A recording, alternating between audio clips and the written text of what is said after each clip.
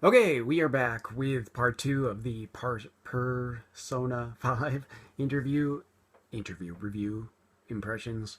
Um, yeah, so we left off last time talking about the systems of the game. So we're going to continue with that, but we're going to start talking about the kind of Persona systems in the game. Um, of course, this game involves Persona fusions. That's standard for any of these games. So you have one persona, you have another persona, you fuse them together into a new persona. That's how the game works if you've never played one of these. You do that, you get stronger personas, you get different personas, you get characters with special attacks. You get all these types of things from fusing. Um, it's a necessary part of the game. But the fusions in Persona 5, it's pretty interesting in the way that things work. Uh, First, the Velvet Room is not your standard Velvet Room in this game. I guess if you've seen the trailers, it's based on a kind of prison setting. Everything in the game has this kind of prison kind of thing for the Velvet Room. Um, but the Velvet Room has different kinds of fusions this time. So you have your standard kind of one persona plus one persona equals a new persona basic fusion, and you'll have other kinds of fusions get unlocked later in the game. You'll get kind of a sacrifice. Uh, what am I thinking? A fusion here where you can take a single persona and just fuse it with another persona for experience instead of to make a new persona. You'll have, later on, depending on like your social links and the things you do in the game, you'll get multiple personas, like three or four or five or six, I think, in some cases, to unlock, you know, stronger personas by fusing that many together at the same time. Um, there's kind of like a poke gym kind of thing going on in the persona room where you can um, kind of lock away some personas in a different cell with the people in the velvet room, and they'll gain experience while you're away, so they'll start learning skills while you're not in the room. um, I'm trying to think. There's something entirely new for this game where it's like a random network fusion where you can take a single persona and just send it out randomly on the internet, and it will fuse with some random thing that somebody else has uploaded, and you'll get an entirely different persona. Now, actually, for the most part, that almost always got netted me something that was stronger than I had put in, like something that was be like 5 levels above me or something when I was playing, and so that was a it was actually pretty useful. There was only like one time where I put in something strong and got something weak out of it, but I did it a bunch of times and I almost always got something stronger. So it ends up being a pretty solid system for. I mean, you don't know what you're going to get, but generally you'll get something interesting. And lots of times you'll get something that you've never had before, which is also helpful for filling the demon compendium. Um, what else is there? And there's other things in the Velvet Room you can do. I know there are. It's not coming to me. Um, oh, okay. You can also like like Persona 2, you can change personas into items.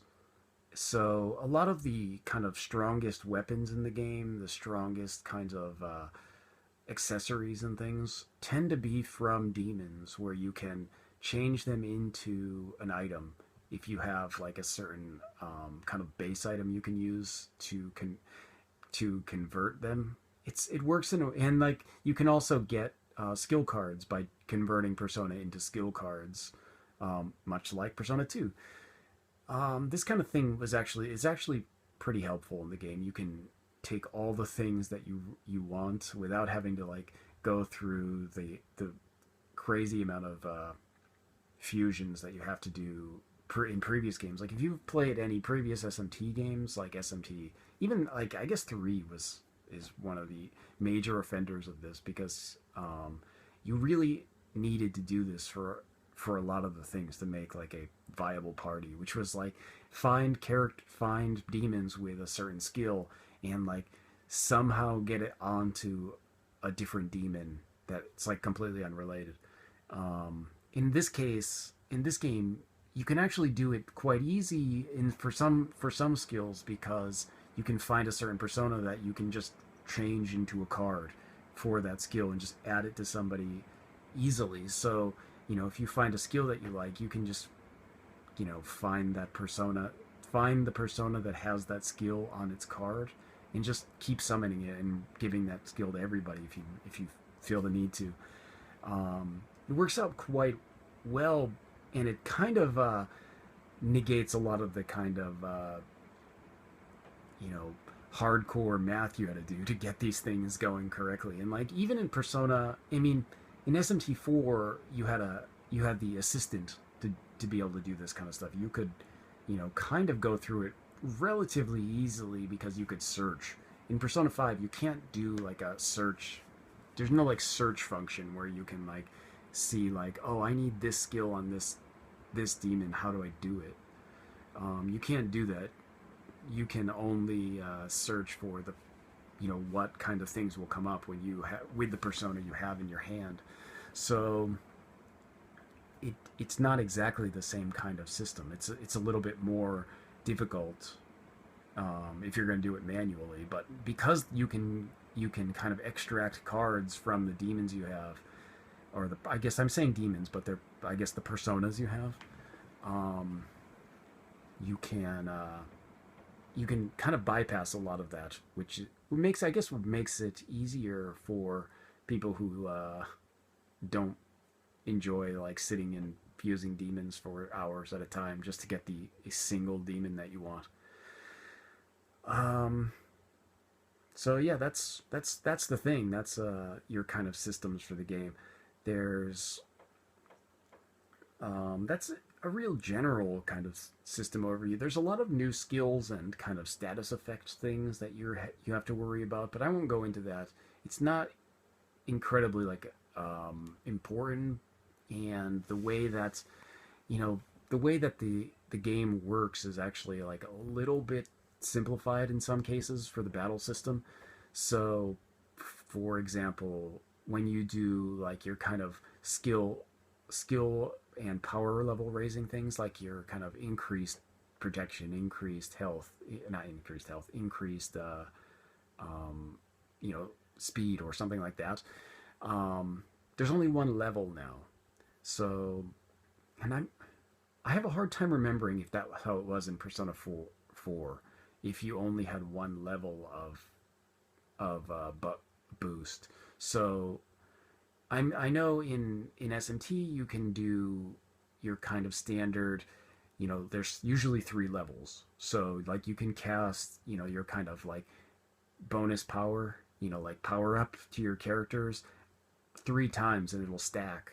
But in this game it's like you can only do it one time, and if you cast it again it'll just extend the time period by whatever number of turns that you cast it on.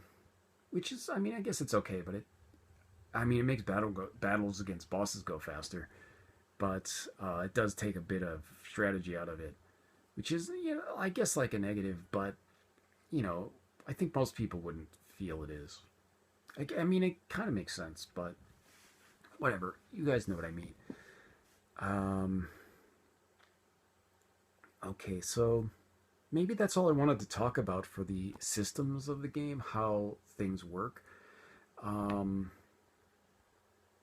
unless I think of more while I'm doing this, but I guess I can talk about a little bit of the kind of elements of the game that make it, um, you know, this will be general because I don't want to give any story things, but this will be more of like my general impressions about the kind of character interactions and story and the way things go in the game. Again, I won't spoil anything, but generally, if you've seen a trailer for the game, you know that you're basically like a thief group, sort of. It sort of is. You're kind of like doing heists in this game, and it's actually like a really good system. It's much better than any of the previous systems where like, um, Persona 3 was like a single dungeon that you're just like constantly climbing.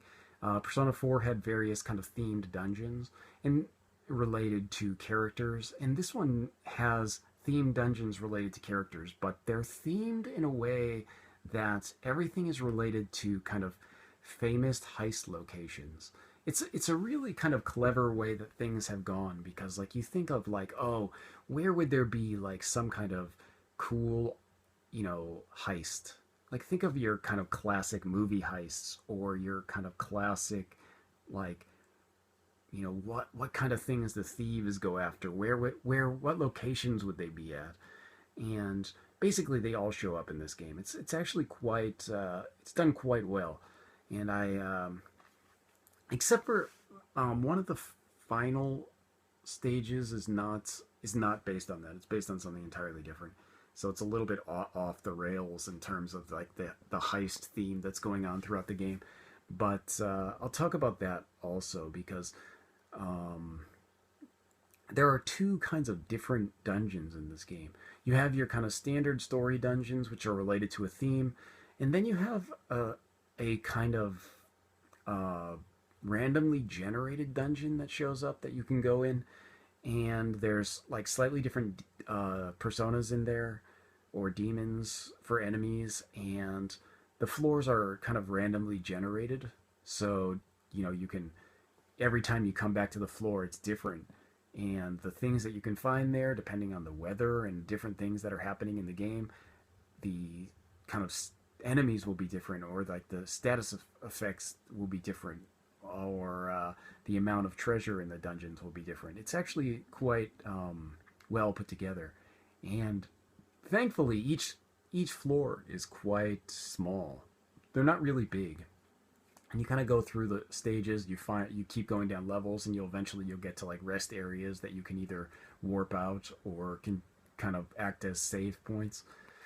Um, but they are randomly generated, and it's long, so it starts to get that kind of Tartarus feeling when you're in those because it's basically like the same looking dungeons. I mean, they're not exactly the same, but you go through and like, oh, this looks similar, but the color is different. That kind of like Tartarus was in P3. So if you enjoyed that, it's very similar. So if you kind of like missed that element in Persona 4, where it was just like I kind of liked the random dungeons in Persona 3, where it was just like a random floor of stuff, and then you go to the next floor and it's totally different. That's how this extra kind of dungeon is. And the extra dungeon is basically where you can handle all your side quests.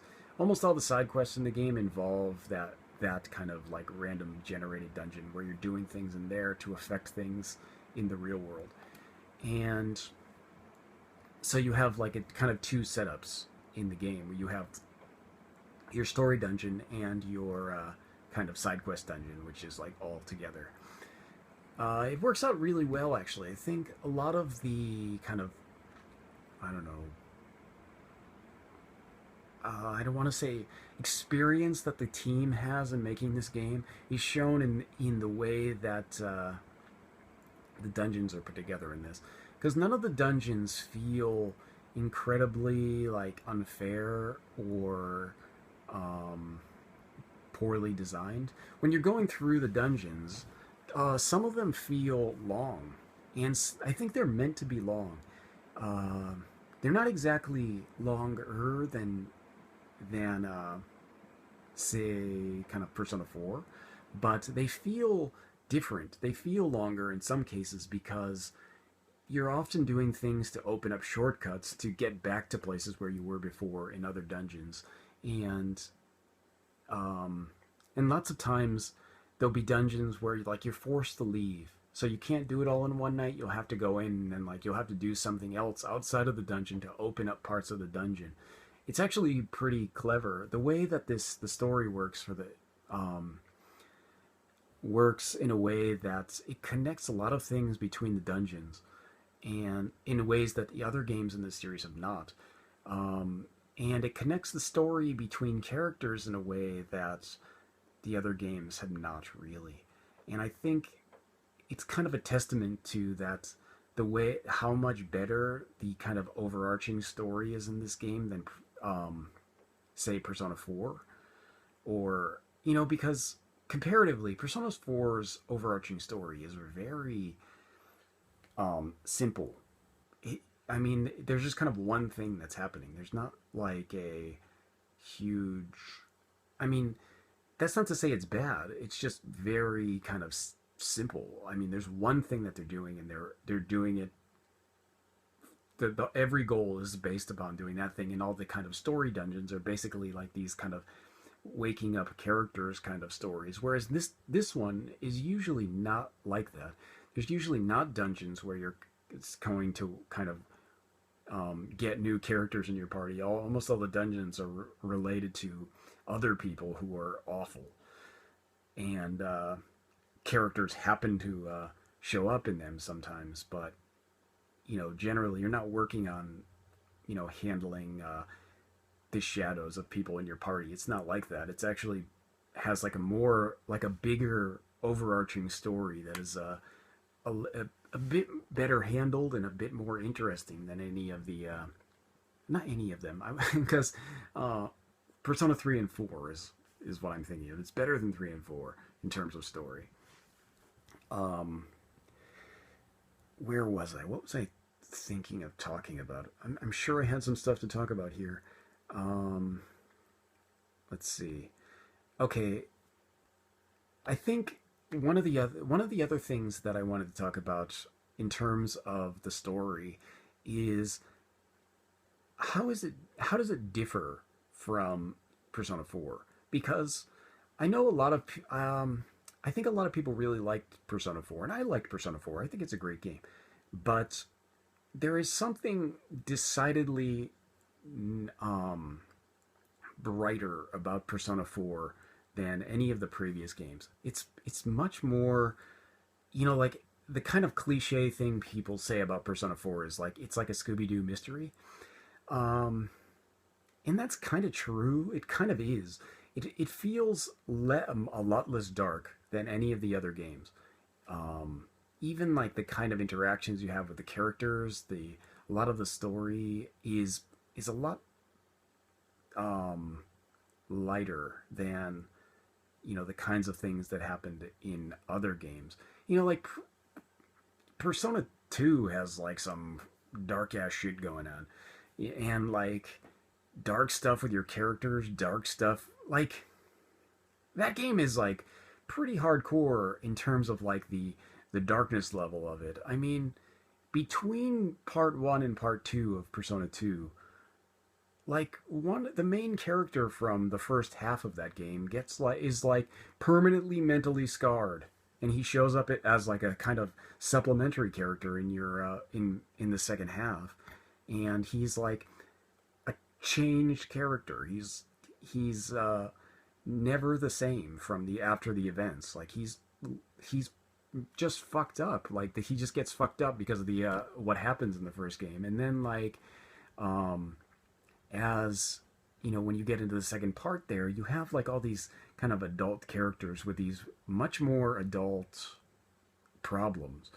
So, and then like the story gets crazy and Hitler shows up. Like there's no Hitler and nothing like even remotely equivalent to that in Persona 4. I mean, and to be fair, Persona 3 also, but there's there's nothing that's quite that dark, but Persona 4 takes you right off.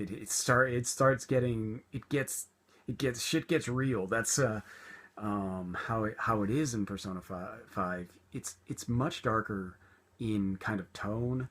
Overall color wise, in literal color wise, it's darker, but in terms of the story tone, it's darker. The things that happen in this game are deal with situations that are much darker than anything in Persona 4.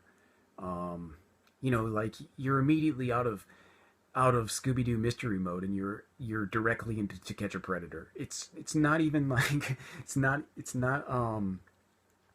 it's not the kind of thing that you're gonna think like, where's the mystery mobile? And there kind of is a mystery mobile in this game, but like it doesn't work out in a way that it feels a bit more dark than Persona 3 and 4. And I think 3 is sufficiently dark. It's a pretty dark. It's got dark parts, but 4 is a lot less dark, and Persona 5 kind of corrects that. Steps a little bit out of the light and a little bit more into the dark, um, and it does it in a really kind of great way. So I feel that overall Persona 5 has like a much darker feel, and like you get to the point where you're wondering like, geez, um, what are they gonna what can you do here? Like, how can it get darker than this?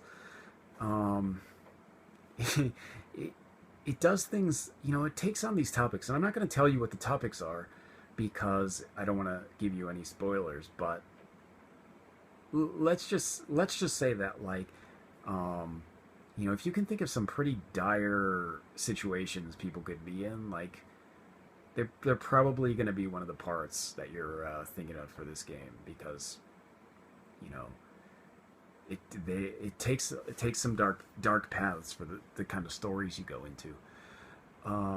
And I would say that's a positive. It's definitely a positive. It does make the game feel a bit more adult in character than Persona 4, which kind of deviated off into this like, let's have a dancing game kind of thing.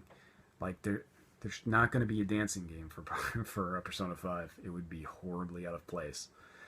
Um, I'm trying to think of some other things. The way that the social links work is the same, except sometimes you'll get side quests related to the characters that you'll have to do before you can continue with their social link level, which is you'll have to do dungeon related stuff to continue with them in their social link, or you'll have to have like abilities and things to continue with their social link. That works. It works in the game, and I think it works with their stories. And it also, it's interesting because it works with their stories in ways that are good, but it also works in the ways to kind of like reveal yourself to characters who aren't in the party, and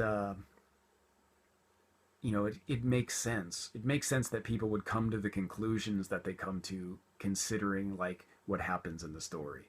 So it kind of has like an interesting kind of twofold purpose where it adds kind of like a time limit, or I don't want to, it's not exactly a time limit. It's more of like a kind of cap to how fast you can get through things, but also works as a kind of story element to that really gives the Link characters a clue as to what's going on. And I think that it's another kind of example of how well put together, how kind of masterfully the story is wrapped into the systems and wrapped into the kind of stylish presentation of everything.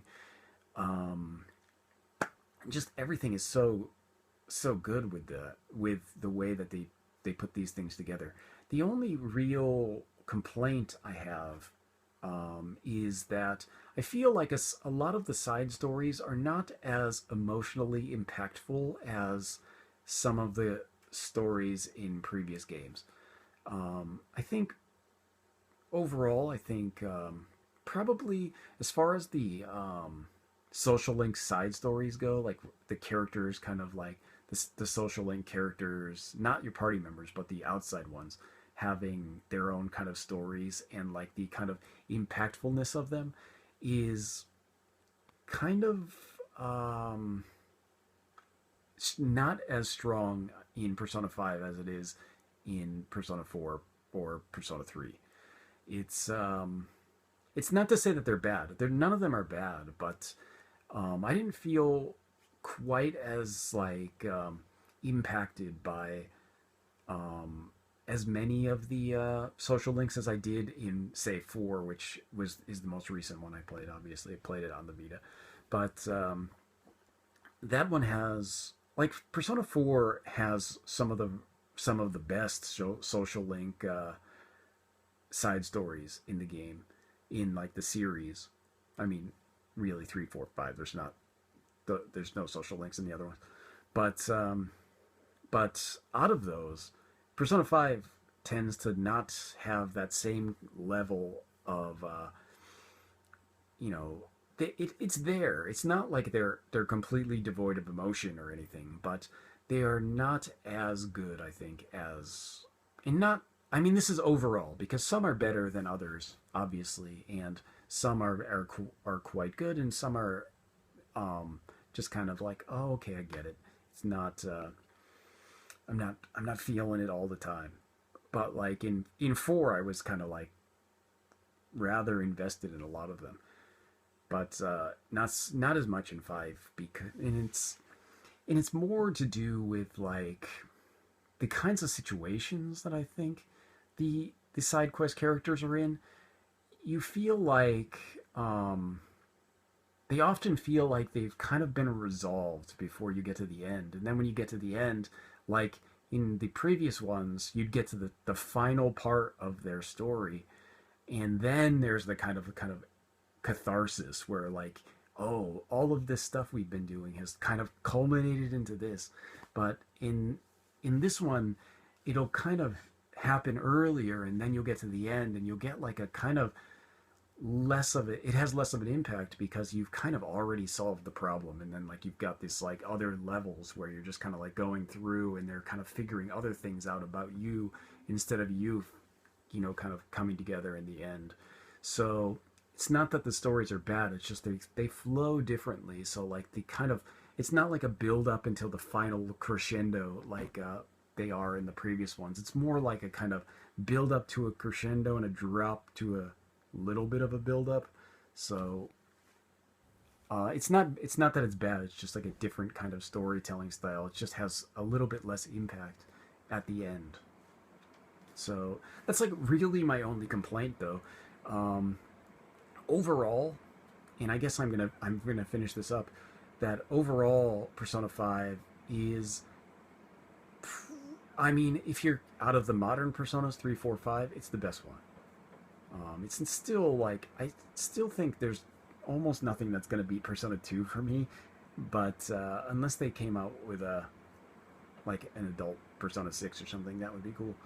But Persona 2 is still probably my favorite Persona, but Persona 5 is probably right up there, right next to Persona 2, as like one of the strongest games in the series. It's overall like the characters are likable, the way that the story works is interesting, it's engaging. It's well wrapped together in the systems. It's well put together with how everything connects. Everything logically connects. There's not like any kind of weird, like, then there was magic and this happened. It's actually quite well put together.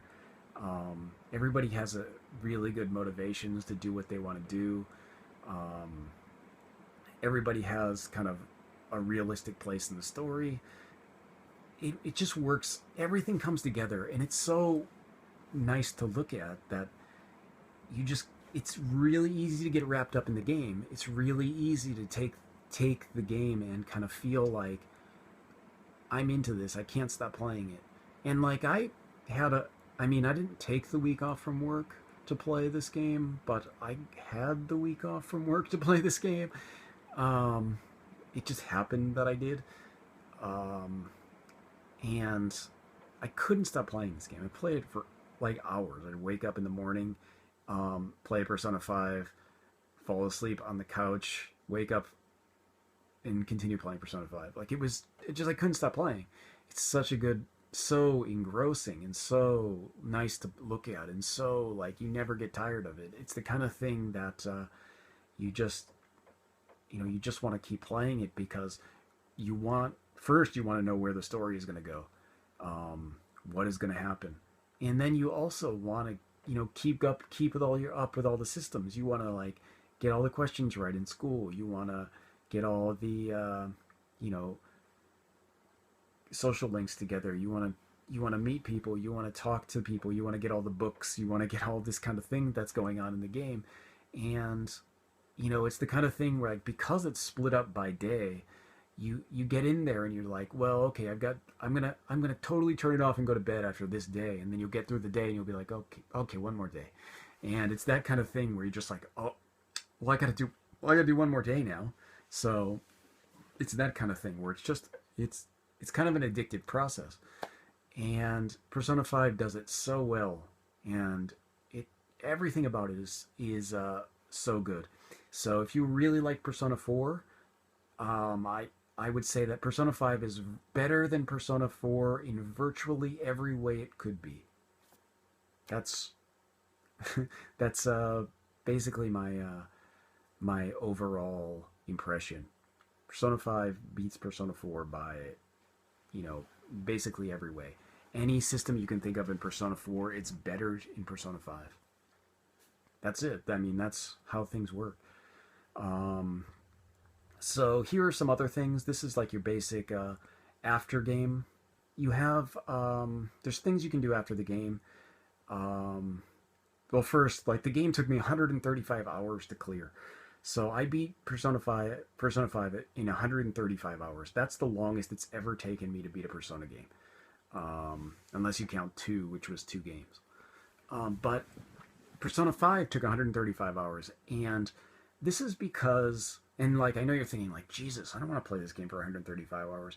It didn't feel like 135 hours, but also it felt like, um,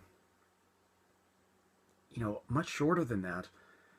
But when you go through it, you have this kind of thing where you get to a certain point in the game, and there's kind of like swerve endings where you get to what you think is going to be the end. You like, I totally am here. I'm at the end. This is the final dungeon. And then you're just like, oh, well, that wasn't the end. What the hell? Now I have all these other dungeons to do.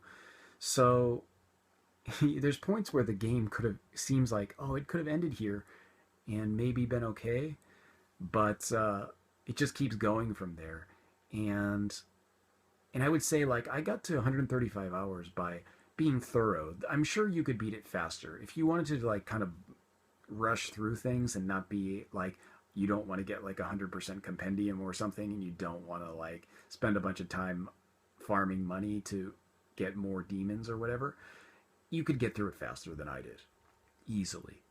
No problem. You could probably get through it in less than 100 hours, maybe. Um, yeah, almost definitely. If but if you're thorough and you're just taking your time, and, like, towards the end, when I knew I was towards the end, I stopped playing as much, and not because I didn't want to play, but because I was, like, kind of getting sad that the game was going to be over. Where I was like, I know I'm towards the end. I'm just going to have to, like, parcel my time out here so that I'm not, you know, done too quickly, because I don't want to, like, step out of the Persona world at the moment. And that, I mean, it just shows, like, it's just kind of a testament to how good the game is overall. And so 135 hours to beat the game, in almost exactly 135. Like, my save file I posted on Facebook, it's like almost exactly 135 hours. And after you beat the game, of course, you can start a New Game Plus with your clear data, and there's extra stuff in New Game Plus. You can't get 100% compendium without doing New Game Plus, because there's demons that unlock only in the second game, the second playthrough. But also, there's extra boss battles, of course, against the Velvet Room people, um, that you can't do in the first playthrough. So there's a bunch of things that you can get. You don't, when you start the new playthrough, you don't keep your level, but of course, you keep your compendium and your money, so it doesn't really matter. Um, and there's certain demons that are much more powerful than others. Um, like, once you get Yoshitsune, you're a beast. You can't be stopped. So, that's my only tip. Get Yoshitsune, but yeah, I'm saying that, but you can't get it. You can't get Yoshitsune until the end of the game, so it's not even like, it's not a spoiler, and it's not even really a good advice until, like, you're at the end. But once you have that, you're just kind of like, oh, well, nothing can stop me now. So yeah, that's basically it. That's Persona 5. This has been over an hour of videos. It's 2 parts. Um, and that's basically all I wanted to say. I think that's all I wanted to say. I don't think I have any parts, but I'm going to play through the game again so I can finish up the compendium. I have like 94% or something right now, so it doesn't make any sense for me to not continue on. But yeah, that's it. So I'm going to play through again. If I can't think of anything else, I'll make a part 3, but I don't think I will, so that'll be it. This will be it. Persona 5 in the books. Done. So, yeah, I guess I will see you guys next time.